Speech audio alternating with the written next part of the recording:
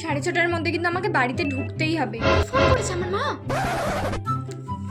আরে আবার গড়িয়ে আটকে না, আমাকে 6:30টার মধ্যে বাড়িতে ঢুকতেই হবে। কিরে কি অর্ডার দিলি? Chilli chicken. চিলি চিকেন কেন? বিরিয়ানি অর্ডার দে। বিরিয়ানিটা সব দোকানে থাকে, বিরিয়ানিটা তাড়াতাড়ি খাওয়া হয়ে যাবে, তাড়াতাড়ি চলে যেতে পারবো আমরা। এখন চিলি চিকেন তো অনেক টাইম। দূর ভালোই লাগে না।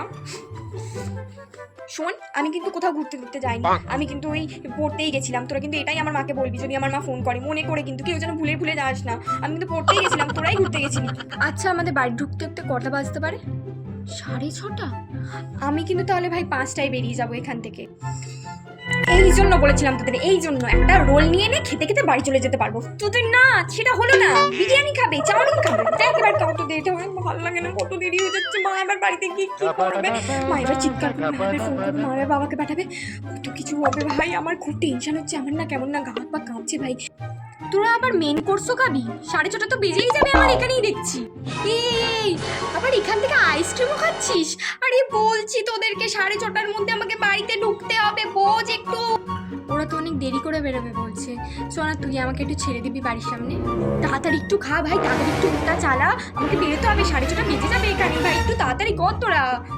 দূর ভালোই লাগে না, 6:30টার মধ্যে আমাকে বাড়িতে ঢুকতে হবে। মা, হ্যাঁ মা, এই তো আসছে রাস্তা চলে এসেছি, সামনে মোড়ে। হ্যাঁ।